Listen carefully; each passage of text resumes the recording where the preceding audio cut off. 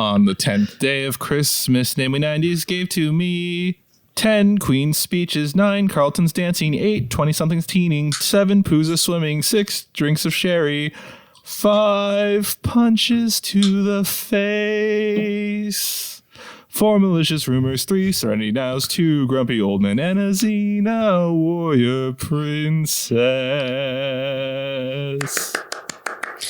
The usual golf clap. Thank you. Thank you. Welcome to Namely 90s. Wow. The podcast that takes you back to the time before smartphones, Google, and Y2K. Join your hosts as they relive the pop culture that shaped a generation and the parts that many people wish they could forget. Listen in to the conversation about how the decade defined those who spent their childhood there and how it shaped them as adults. So, turn down the grunge and dial up the internet. Let's get started. It's time for Namely 90s. Hello and welcome to Namely 90s. You are tuned in to day number 10 of our 12 Days of Christmas special. We are welcoming our next guest. I'm going to shoot it over to Brandon. But first, you can find us online at namely90s.com or on Twitter at namely90s with a 90S. But a little bit more about our guest, going over to Brandon. Yeah, hi, I'm Brandon. That's Andrew. Whoops. He missed that one for once. So today we are inviting Gaz and Dange on from the insanely dangerous Retro Podshow. Unfortunately, due to scheduling conflicts, they're in the UK. We're on the west coast of the United States. We were unable to find a time during this busy holiday season to record live, but they were kind enough to record basically an entire episode by themselves for us. Thanks, guys. Makes our life easy over here. So the Insanely Dangerous Retro Podshow, Gaz and Dange, you could find them at TIDRPodshow on Twitter and on your favorite podcast apps. And I'm going to just toss it over to them to let them tell you about themselves. Hello, everyone. I'm Gaz. I'm Dange. And we are from the Insanely Dangerous Retro Pod Show. We are a weekly show that leaps back and forward in time, striving to put right what once went wrong, basically living in the past and having a really good bitch and a moan about how stuff today just doesn't compare. How much we wish that we could go back to the past, how it's so much better, and just everything about it, every shoulder pad, bum bag, or fanny pack, sorry, and everything else that was, hideously, disgustingly wonderful. So that's what we're all about, and but we were cordially invited by the guys to record live, but seeing as we're a couple of rat bags, we thought, nah, we're not staying up until 1 o'clock in the morning, nah. We got crap to do, not doing that. No, we would have loved to have been there live, talking to you all around the world firsthand. But so we've recorded this, and you'll like it, you cheeky buggers. All right, that's Gaz and Dange from the Insanely Dangerous Retro Pod Show. I just have to say, can we start using the term bum bag? That is my... I love that. It's the only thing that makes the word fanny pack even better. Right. By the way, them throwing us under the bus, they were the one that suggested we record at 3 a.m. Our time. Well, considering they basically invented time.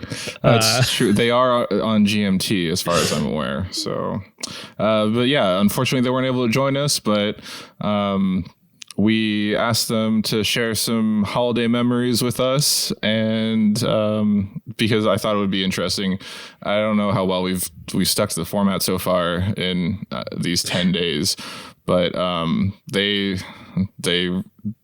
they're from the UK. They have a completely different experience of Christmas Day indeed. than us. So I thought it'd be interesting to ask the boys what they remember of their childhood 90s Christmas. What, you don't wait for the Queen's speech to eat your dinner? Exactly. Or I thought the Queen's speech is in like 9 a.m. Like, why were they? I don't know. And it was lunch, early lunch. I don't know. I'm confused by the names of dishes and meal times. But it's tea time. In any case, let's hear what they have to say about their Christmas memories. We've been invited on the show so we could share some Christmas memories from our childhood from across the pond.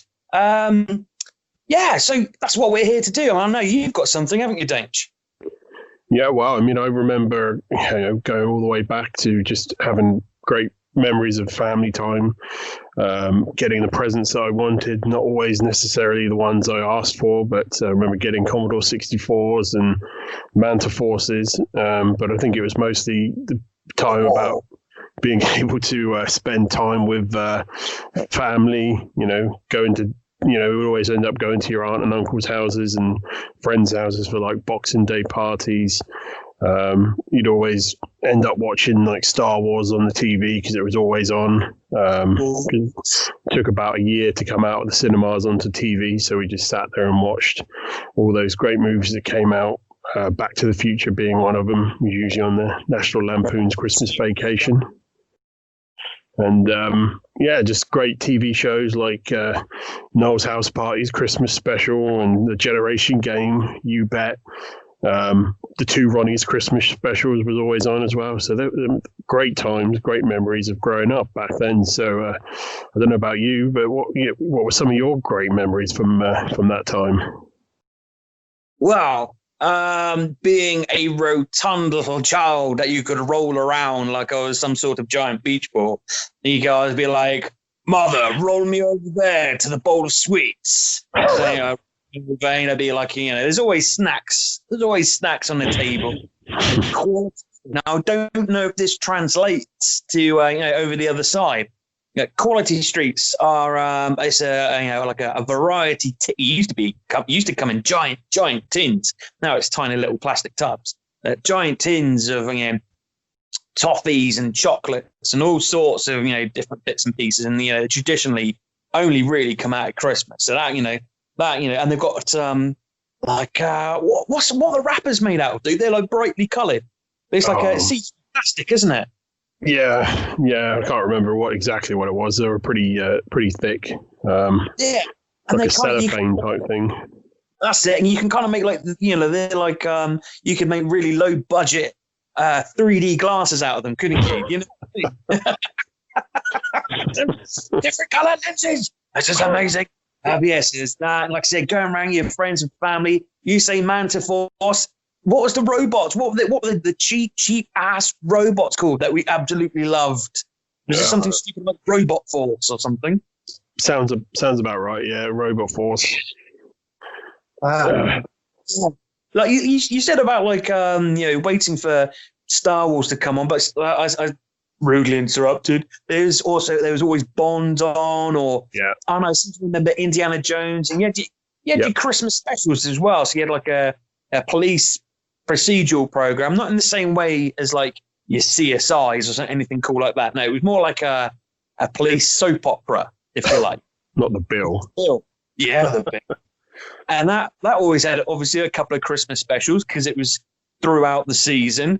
It was always like the same old things. He said Noel's House Party. That's Noel Edmonds for anyone that knows him. The other side over there, something called Hearts of Gold, which is like something to like tug on the heartstrings of anyone that's really gets into the spirit of Christmas. They I think it was Esther Ranson. I can't remember now. She would go send her team out, and she would find people that have done amazing things, like brave things or make kind gestures. Like take a couple of orphans in, and like just go out of her way to feed these orphans, or like a man who threw himself into a freezing lake to save a dog or whatever. And they'd somehow be surprised by Esther Ranson be given this, I say gold heart. It's probably like plastic covered in gold, in gold plastic. They were given these gold, these gold hearts in a box, shown off in front of the nation as like these are the kind of people that you should be. And that was always good. It was just for a bit of just for a bit of fluff, something to make you feel good around Christmas time. But as well as all that kind of stuff. Well, that's Gaz and Dange's Christmas holiday memories. Very different. I think it's different, but they did mention like the tin with all the stuff in it, and what immediately came to mind was the tin of like the 3 types of popcorn. You had the cheesy popcorn, the caramel popcorn, the butter popcorn. Oh yeah, it was separated by and caramel together. Ooh. Yeah, but they make a good point. Like everything's now built down to a price, where stuff used to be in like a nice substantial tin. Now it's in like a plastic bucket from China. I want to know what the cheesy robot thing they were talking about was, because a Rock'em Sock'em, like I don't know. No, it sounded like it was some sort of video program with with toys, merchandising toys, like. There's a whole other Avengers in the UK that we don't even know about. It's just, a bunch of old people faffing about. I do think it's funny. It's always cute when they refer to like a TV show and a series, because in England or UK or whatever you want to call it, sorry, my Americanism is coming out and being ignorant, is they consider a series or what we call a season like 4 episodes. I'm like, oh, great. That's spectacular. Good job. Yeah, ours are 24 because we do everything in excess, even though there's like nothing to say for 20 of the episodes. Like how Sherlock was like 3 episodes for 4 seasons, and it's like that's not even one like season of American television. Some of the online streaming services are doing that to us now, where it's like, for example, Jack Ryan, like it's 7 episodes and you have to wait like 2.5 years for the next season. Yeah, Mandalorian, it's 8 episodes. They're really good and well produced, but you're gonna have to wait a year until you find out who spoilers are. You forget it's a thing anymore by the time it comes out. You have to binge watch the entire season again, which I guess is their plan. They make you keep watching. No, but it's very true. There are some good movies on Christmas because I think they know people are at home. We always turned on the Yule log on TV, which is just the loop of the log burning in the fireplace. I always vie for A Christmas Story, which is on for 24 hours on TBS usually. Trust me, I know, because I went to my aunt and uncle's house once and it just played for like 7 hours. And I just kept seeing the same scenes over and over. Oy vey. Fragile, it must be Italian. So since there was one episode of our specials that we couldn't really locate at all in any digital or physical media, so we had an open spot, and when we booked Gaz and Dange, they were really keen about this. I keep just throwing out all my UK. I think keen is not just I say keen all the time. Do you? Do you really? 19th century dishwashing boy or chimney sweep man? Yes, I do use it. But that's from years and years of watching Top Gear on repeat. Okay, true. But yeah, we opened it up to them if there was any episode of 90s UK TV, because the BBC, like their Saturday or their Christmas Day lineup and Boxing Day lineup are all like specials. So I figured there might be something interesting and beloved by them from the 90s to check out. And they recommended a show called Bottom, which the name is already a suspect. Let's be honest. I was like, no, I've not heard of Bottom before. But yeah, do you have anything to preface this? Because Dange, I believe, is their local knowledge guy. So I would just like to say, most sitcoms in the US their runtime is about 22 minutes, half an hour plus commercials. So 22 minutes of content, whereas an hour-long program in the United States is around 44 minutes. 43. Yeah, 42. Yeah, you're right. 42 and a half. I think. And the thing is, like, this is 35 minutes. It's a really long time to watch a sitcom that's going nowhere, frankly. Like, there's just, you're in a drama, you're at least waiting for it to arrive somewhere. This arrives nowhere at the end, other than just the station of slapstick and cheesy humor. But it's fun. It's fun. Yeah, it's a laugh. And let's listen to Dange, and I think Gaz gets a few words in edgewise at the end. Explain what Bottom is to our U.S. listeners and anyone elsewhere in the world. As well as all that kind of stuff, there was also your bad boy comedies. And I don't know about you, dude. Yeah. But there is only really one bad boy comedy really worth talking about. Oh. And I know it's still, years after it was taken off the TV. It's, and years after they've finished, making films of it. It's still very dear to you. It still has a place, a great place in your heart. It's Bottom. Yes. So, I mean, Bottom wasn't your traditional comedy that would be shown on the BBC. It was always kind of relegated to BBC Two. It wasn't like Keeping Up Appearances or Fawlty Towers in that sort of way. So, so, I mean, Bottom was about two guys, Richie and Eddie, given their full names, Richard, and Edward Elizabeth Hitler. Don't ask. So basically, these guys were just two sad, unemployed losers who lived in a filthy, dirty flat in Hammersmith in London. They spent all their time thinking up really desperate schemes that always ended up going wrong. There'd always be some kind of tension between the two in the episode, so they end up fighting each other. It was kind of like, I guess you could call it slapstick, but it was very, violent comedy as well. Richie is basically a virgin who has no clue how to talk to women.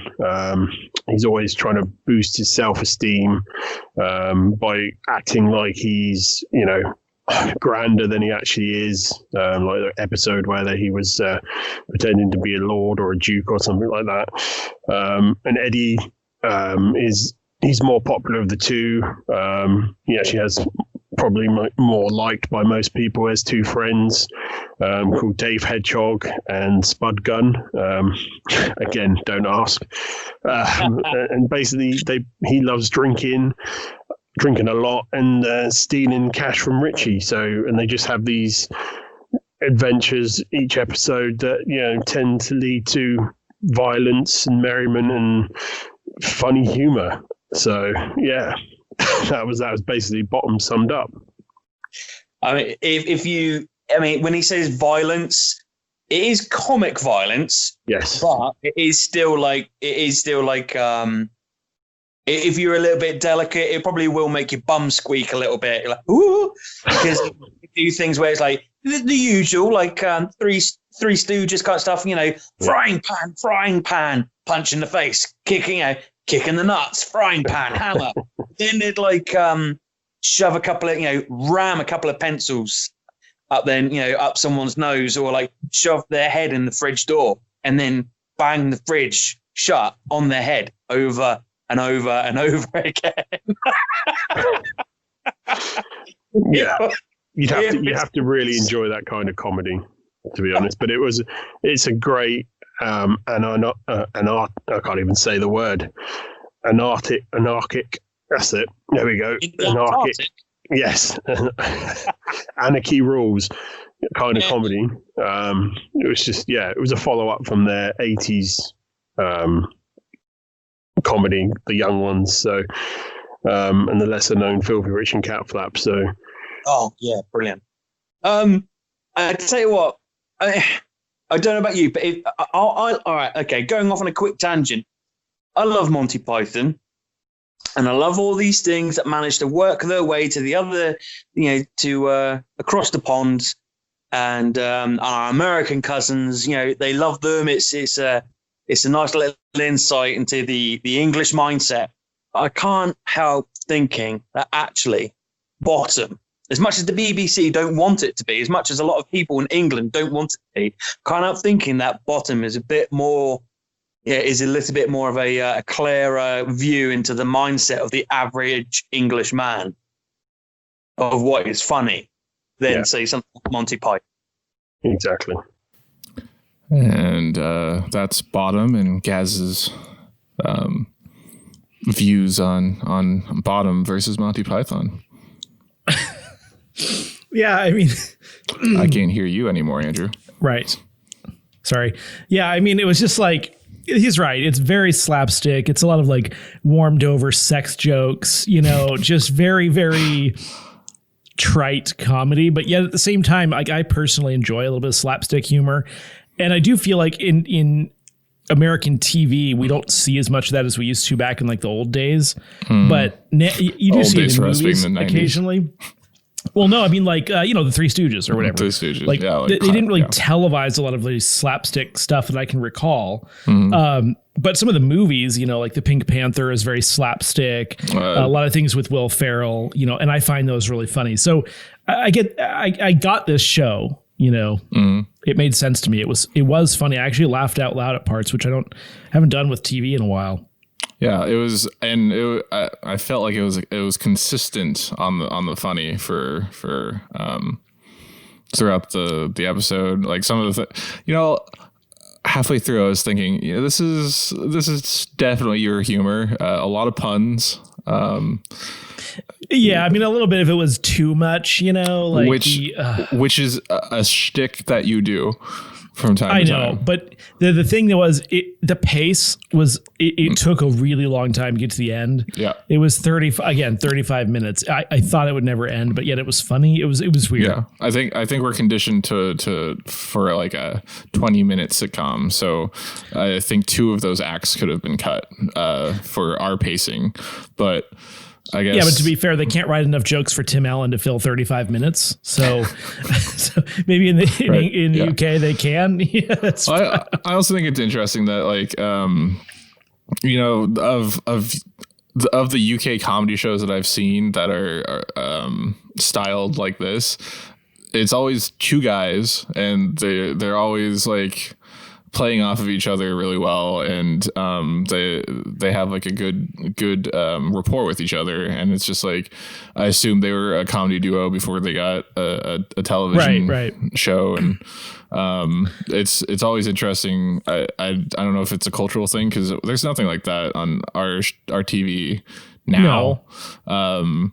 And even back then, like, there wasn't a lot of sketch comedy in that way. It's usually ensemble cast like SNL or Mad TV.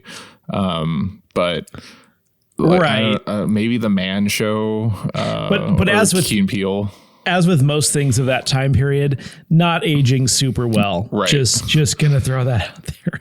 But then again, we don't know what modern British humor is. So I think they're a little bit less PC than our mainstream media, but I don't think they're very PC. And the other thing is, they mentioned it was relegated to BBC Two, which is exactly the same place that Top Gear resided for all those years of Jeremy Clarkson making objectionable remarks. Yes. Or you know, them writing something, and then when they open a door, it says something else. Like when the sponsor was Peniston Oils, and they opened the door and it said penis. Like, that's very classic, and honestly, still funny to me. I'm sorry. It's lowbrow.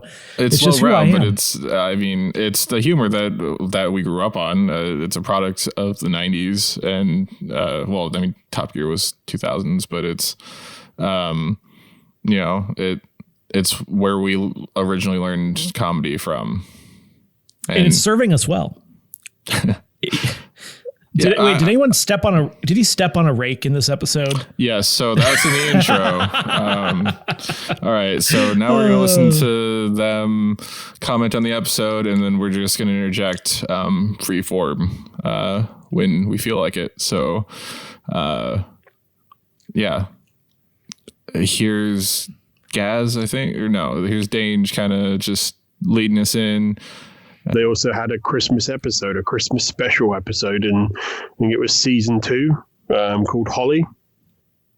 Oh, yeah, absolutely. Yes, Holly. Forgotten about that. Yeah, well done. I'm not a great reader, but it looks like it's spelled holy, Holy. And considering we speak the same language, I'm a little bit surprised that the double consonant doesn't have the same effect. That's really strange. What do you think? Wow, it is spelled holy, isn't it? It's a little bit of a thinker, isn't it? Oh, I'm gonna have to ask them about that later. Because I've been saying Holly the entire time. Yeah, I went with holy because especially what comes at the end, foreshadowing. Right. Oh yeah, but no, I don't know. It's possible they were remembering off of memory, or there's some sort of spelling difference. There's some sort of idiosyncratic difference in the pronunciation. Wow, those are some big words for a podcast. I'm sorry. Yeah, wow. The entire time I've been looking at this episode, I've been in my head going, Holly. Huh. So, yeah, I mean, it's just, I don't know about you. I don't know what your memories are of the show, of that episode. Do you have any of those or? It's really because the first time I saw it, I think I must have been about 8. I was allowed to watch this as an 8-year-old. It was just considered fine. I don't think it was too sweary. The majority of it was Eddie just giving Richie abuse, and then Richie laughing off. Like, so I suppose my mum and dad thought, oh, it's okay. It's only pretend violence. It's only pretend bones, snapping and everything. Yeah, can we just talk about that? He's like the intro. There's an entire Richie. So there's 2 men in the show, Richie and I don't remember the other's name. The other one, Eddie. Eddie Hitler. So Richie's trying to steal, I'm assuming, alcohol from Eddie. So he dresses up as Santa, goes into his room at in the middle of I guess it's the morning, but night. It's like 3 a.m. Yeah, I think. Yeah, and is dressed up as Santa. Takes Santa's shot of alcohol that's left out for him for some reason. They do that in some places. Fair enough. And then the moment he puts the alcohol back down, I think a Elmer Fudd, a Wile E. Coyote style Acme trap descends on him. It's a combination of that and like a Rube Goldberg machine, where it lights a candle and then it pops a balloon, which drops a pulley, and like an axe hits him. There's he gets bound and then hung. The hanging part. I was like, oh my god. Steps on a rake, as you mentioned earlier. Yeah. Oh man, I love that. Oh, the rake step. I will tell you what, though, the Eddie Hitler thing. Mm-hmm. The Brits love themselves a World War II joke. It's a horrible time for that country, but yet they do reminisce about the war an awful lot. Yeah. I mean, I can't tell you the 50 million times Doctor Who has been in in the Blitz.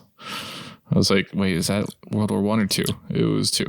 The first thing that really sticks out for me is, funnily enough, the opening. And Richie's an odd one. Richie is an odd ball. If you like Rick Mail, if you've ever seen Drop Dead Fred, that's Richie.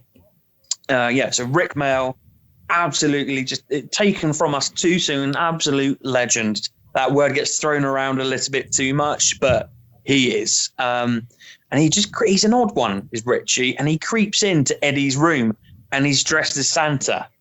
And I think he's trying to make a bit of noise here and there. And he's going, Eddie.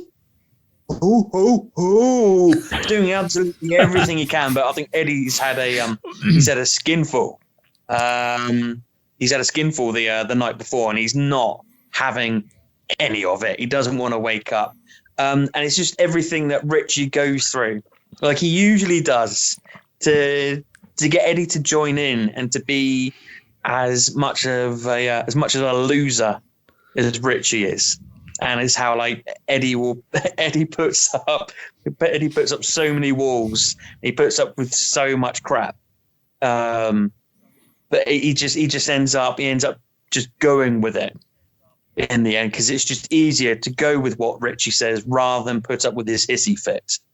And it's the first thing in the morning that really sticks out for me. Yeah, I mean, so he kind of does that, and he's sneaking into his room. He's got but he's trying to trick Eddie into thinking that he's Santa. But what he doesn't realize is there's a homemade security system that Eddie's rigged up, and basically he ends up getting caught in this trap, which is a very extreme thing where he ends up being hung by his neck, and he's having to convince Eddie that it's actually him, not Santa, to cut him down. Takes a bit of convincing, but in the end he cuts him down. Richie falls, possibly injuring himself, because you can see, I think in one scene as well, the security thing's got one of these boxing gloves on a kind of I don't know what you would call it, like a compression thing where it goes and smashes him in the face. He's got a bloodied nose anyway. So he's just been dropped to the floor and he's got a bloody face. So they're basically swapping presents. The old classic scene where he's in bed and you're swapping presents. I remember this now. Yes, yeah. And they're all really crap presents. I think Eddie gives Richie an empty bottle of Malibu. Richie gives him a toilet roll with a picture drawn on of Sue Carpenter, who's an English newsreader, who for some unknown reason Richie and Eddie have fascinations with English newsreaders. So just really terrible presents. Yeah, I was concerned during that that scene when he had the toilet paper roll with the woman at the beach. Apparently she's a news reporter in the UK, but you see his one hand and he's looking through the toilet paper tube, but off screen you see his other hand and it's definitely in his lap. So I'm like, what might you be doing there? Yeah, there's no motion in the arm, but I'm just like, I don't like where this is going, especially because later in the episode, there's a moment where he just there are two masturbation jokes in this episode that very obvious one. No, there's more than that actually. Well, the one where Eddie leaves to go do something. Yeah, and he unzips his pants. Yeah, he's like, oh, I guess I don't have enough time for that. And then they kind of do a cutaway scene to a few hours later where they're just sat unwrapping presents when Richie's like, it's another Brussels sprout. Yeah. So basically they're just unwrapping their Christmas dinner, really. So the presents are their Christmas dinner. So that's the running theme, is that they are a couple of losers and they're always broke. And this is what some of the schemes are, isn't it? Is trying to find a way of making money so they can go down the pub a lot of the time, or at least. Yeah. And isn't his stocking actually just a full set of pantyhose just stuffed full of dinner items? I was wondering what that was. No, see, that's a subtle joke that's actually really funny. They didn't go look at my ridiculous stocking. No, it's just they just made the joke and they didn't say anything, and that's why it almost makes it funnier in a way. Yeah, but then they undercut it with my stocking is a sock, a child-sized sock. I just think, I'm tired of people harshing on the Brussels sprout, but I did hear something that I have not fact checked this yet, but I think it's true. The Brussels sprouts in the 1970s were different than the ones we have today. They somehow changed the cultivar or the variety that has less of those bitter sulfur compounds. So Brussels sprouts actually taste quite palatable now, and I like them a lot. So hey, calm down on your hating of the Brussels sprouts over there. I think it happened in the last 20 years or so. Yeah, because you have this generation of people, the generation above us, who hate Brussels sprouts. but they're so good. They're like such a hipster millennial food now. Like just a shaved Brussels sprout salad here. The appetizers will just have the roasted pretzel sprouts, please. Yeah, and heck yeah, I will. Just a little Parmesan on that. Hell yeah, let's do it. Exactly. So I mean, they cut to the next scene where they're up and dressed, and Richie's preparing Christmas dinner. Eddie's wants to watch the Queen's speech on the telly because that's an English thing that happens a lot. Tradition, that's the word. But Richie's like not having any of that. He's got to wait. He's got guests come in, and he wants to get the dinner sorted out. And he's not really paying attention when he's talking to him. So he's chopping at the time, and he ends up chopping half his finger off. So you have this scene where Eddie's just there going, ooh, that looks like a bit of a nasty nick. Come and have a look at it. And then this thing is like, I know, we've got to stop the blood flow. So he ends up like trying to strangle him to try and stop the blood from spurting out of his finger. Yeah, we don't see enough spurting arterial blood humor in in America. I do feel like it's been there, but it's a cornerstone, I think, of British humor is someone getting a very obviously like prosthetic limb or finger lopped off and the arterial blood. I always think it's funny when it spurts like more realistically with their heartbeat, but this was just almost funnier because it was just a continuous stream. Yeah, like something you see on SNL or something. It's just like a flood of blood just everywhere. And in the end, the only way you can figure it out is they end up stapling the finger back on. But I think he ends up stapling it on the wrong way round. And I think he staples him to the table as well. So I think Richie passes out, and then Dave Hedgehog and Spud Gun arrive for dinner. Who are a couple of odd-looking characters anyway, aren't they? Because Spud Gun's about, I don't know, like 25 stone and about 6'2". Yeah. And Dave Hedgehog weighs about the same as a wet blanket, and he's about 5'3". So they're a couple of like odd-looking guys, like really, really like weird friends. And it's the only way they could have done it to fit them in this show, isn't it? For our American listeners, 1 stone is equal to 14 pounds, which makes Spud Gun 350 pounds roughly, but not pounds money, pounds in weight, but inexplicably not kilograms. Because they use kilograms for some things, but not for others, and miles for some things, but kilometers for others. It's very confusing. I mean, back in the 90s, weren't they still using stone and stuff like that? I don't know, because it was 6.35 kilograms. Nice. What? Anyway. For our Australian listeners. The guy weighed 4 kangaroos. Yes, definitely. So, they arrive for dinner. You have a scene where Richie offers him 1 potato or 2. Spud Gun asks for 2. Richie's like, no, 1 potato or 2. He's like, 2, please. He's like, no, 1. So clearly he's only made enough one potato for everyone. So he chucks the potato on the plate, which ends up cracking the plate. So he decides in the end, he'll have none actually. And as you can see, you see the next scene where the turkey's on the table. He goes to cut into it. He's like, "Oh, hey, Eddie, are you a leg or a breast man?" This is like just like a really lame joke. He goes to cut into it, and it's obviously so dehydrated that it just inflates on itself. Deflates on itself. So basically, Christmas dinner's ruined. That joke, isn't that? Do you think that was borrowed from Christmas Vacation? It may possibly well have been, yes. So I think this is a good point for me to cut in. While watching this, I really thought Richie reminded me of Stewie from Family Guy a lot. I don't know if you got that.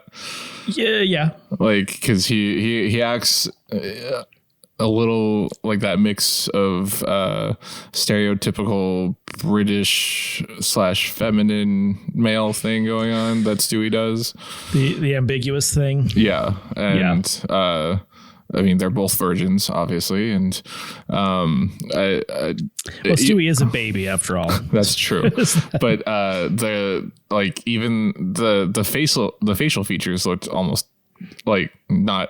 He doesn't have a football head, but sure. I don't know what it was about it, but it kind of reminded me of him, and I wondered if Seth MacFarlane may have based Stewie on that. It could be. It's definitely a funny character, but I think it is sort of a stereotype, and that's where it probably comes from because that's what they do there. Yeah. They end up going from that to their dessert. So what I don't know, it's probably not a tradition in the US, but in the UK, there's a tradition of like lighting the Christmas puddings on fire with brandy. Cultural note for our listeners. Christmas pudding is actually some sort of bundt cake. They call cakes puddings. And then in this episode, instead of using brandy, because Eddie drank it all, Eddie, right? Yeah. Eddie drank it all. They had to use vodka margarine. Yeah. Which sounds an awful lot like napalm. He added a little hairspray at it too to really give it a good flame. No, I don't. What's our equivalent to that? I mean, what is a baked Alaska? Baked Alaska, yeah. Or Cherries on Christmas, Jubilee. Bûche de Noël. But I don't know what a Bûche de Noël is. It's a Yule log. Oh. As far as a quintessential dessert, not something we light on fire. I was thinking of things you lit on fire. We don't have, I guess a Yule log, gingerbread house, but. Yeah, there's just not really a classic Christmas dessert here. Yeah. Brandy first, yeah. we don't just stick it on the fire, fireplace, and chuck some coal in there as well. It's good. It's a real good thing.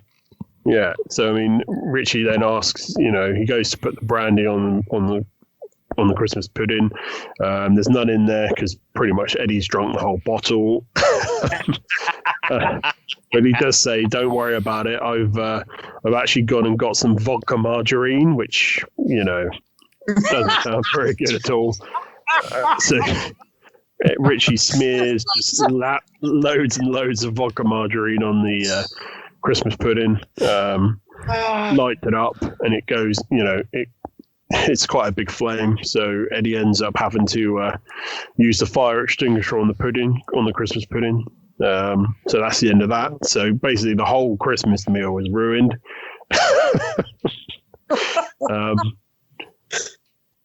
And then the doorbell rings. I think Richie goes to answer it, and there's a baby that's found on the doorstep. Yes! Oh, yes! This, of course. But there's so many visual parts to this gag, isn't there? Yes. And as wonderful a job as Dane's doing, and or at least I assume he is, because I can see the episode unfolding in my head as he's saying it. I don't know if he's doing it. I don't know if it's amazing for you guys, but you must check this out. But this is the part of the Christmas special where there are so many visual aids and visual gags that will go unappreciated in what Dane says next that you have to see. You have to see. So anyway, sorry, dude. You crack on. No problem. And it was just the baby arrives on the doorstep. There's a scene where Eddie's just saying to him, why couldn't we be more careful? Why did you have to go and ruin everything we had just as a stupid gag? Like this baby's arrived at the out of nowhere. Spud Gun and Dave Hedgehog and that start feeling sorry for him because poor little blighter, he's on his own at Christmas. So at that time where they were making all those jokes about how the baby ruined their lives, mm-hmm. and they said something about did you get a vague abortion joke vibe there? Maybe my mind is in the wrong place, but I think it was more like hey, we should have been more responsible. We now have this baby to take care of. But like the way it was worded kind of concerned me. No. To me, it was the cliche sitcom. How can I guess that would be the preface to the conversation about a smishmortion. It could have been a very special episode where Richard and Eddie have an unplanned pregnancy. I mean, that's basically what it turned into. Yeah. The more you know. They decide to give them their gifts that they've been given. So there's a box of Terry's All Gold that I think Eddie says, you can have a box of Terry's All Gold. Dave Hedgehog says, yeah, and he can have his Frankenstein mask that he was going to scare his wife with later on. And I think remembering it now, I think it was Spud Gun who had the All Gold, Eddie who had the mask who was going to scare Richie later on, and Dave Hedgehog has the aftershave, which is actually called Grr. So there's a bit of a pause there because Richie stood there and he's like, hang on a minute, gold, Frankenstein, and Grr. And then he's like, and I'm a virgin. And he's basically wearing a blue tea towel on his head. And he basically believes he's the Virgin Mother. And he thinks he's Mary, and that the baby is like the second coming of God.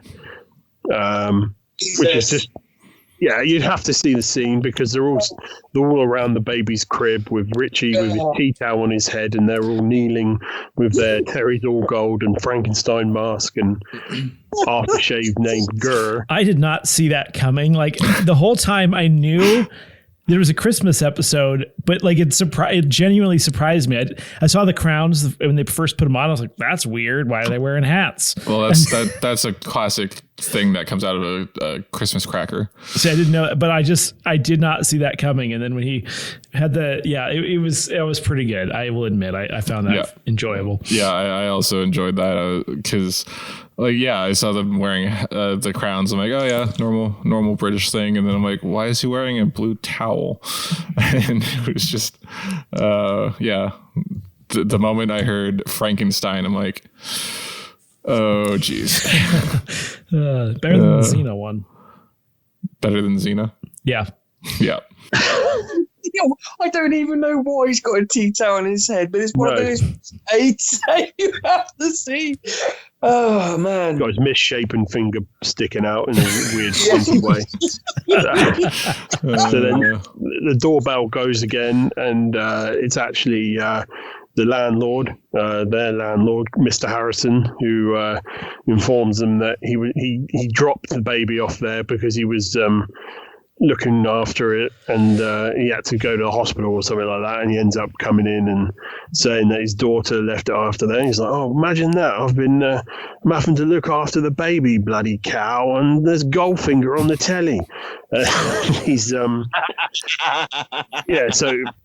I just want to say great comedy comes in threes bit there because they mentioned Bond being on, like when they did the Queen's speech. They're like, we can't watch telly until the Queen's speech is on, and then he's like, unless there's a Bond movie. And then I think halfway through when Spud and the other friend shows up, they're like they're trying to do charades or something, right? Yeah, they're trying to do charades, but they just want to watch a Bond movie. And then the third time, Goldfinger comes on. Richie, finds out that he's not actually Virgin Mary. The daughter shows up at the end, says what's going on, thanks for looking after the baby. Richie and Eddie are a bit disappointed, and at the end I think the baby gives a bit of a whimper, and she's like, oh, I think he's actually quite hungry. So she goes, yeah. She's like, oh, do you guys mind if I feed him now? And they're like, oh, no, you go right ahead. And yeah, basically just ends with a scene with her about to breastfeed the baby, and then Richie and Eddie just like saying Merry bloody Christmas, and that's it really. That's the whole episode summed up in a nutshell. Yes, lovely. Well done.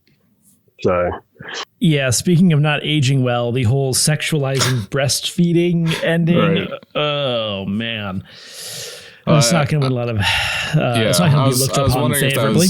I was wondering if that was because they're both not good in the women department. True. But it was creepy. It was definitely creepy.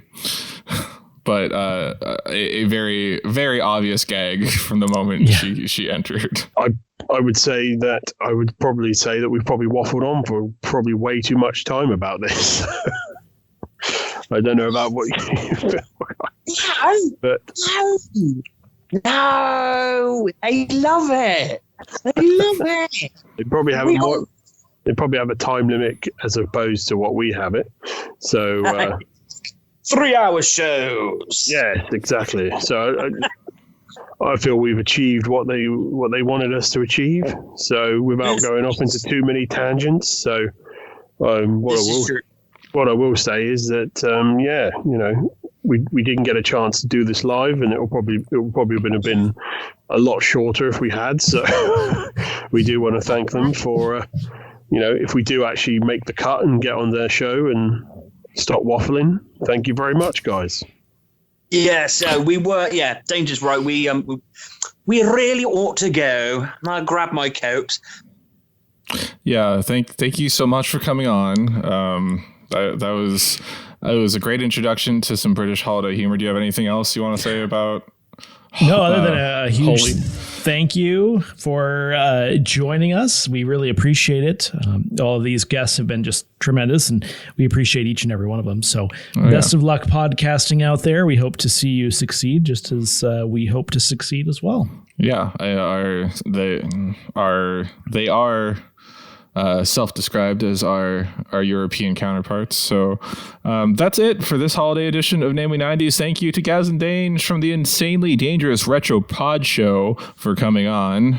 Yeah, we appreciate you. Thank you very much for letting us on the show. Mwah! We love you. Thank you very much. We appreciate it. It's goodbye from me. And it's goodbye from him. Toodaloo! And you can find the Insanely Dangerous Retro Pod Show on Twitter at TIDRPodshow and on your favorite podcasting apps. And as always, you can find us on Twitter at Namely90s with a 90s, or find our personal accounts at bschwitty and at NamelyAndrew and wish us a Merry Happy. You can also contact us through our website, Namely90s.com. Please subscribe to us on Apple Podcasts, Stitcher, Google Play, Spotify, YouTube, TARDIS, Deezer, TuneIn, iHeartRadio, and wherever you get your podcasts at. I'm Brandon. That's Andrew. Thank you one final time to our cousins across the pond, Gaz and Dange from the Insanely Dangerous Retro Pod Show, for taking the time to record all of that for us. And we will catch you tomorrow. Bye-bye.